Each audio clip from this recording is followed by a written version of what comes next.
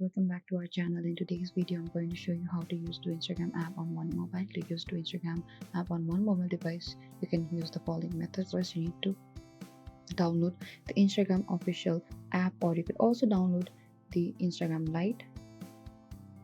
Make sure you download the Instagram app and the Instagram Lite as well. Search for the Instagram Lite in your Play Store or the App Store in your iOS, and after that, select the install.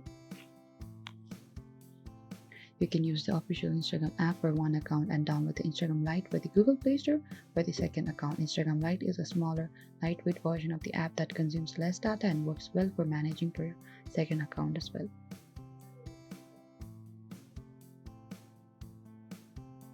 And this is it. This is how you can use two accounts on mobile.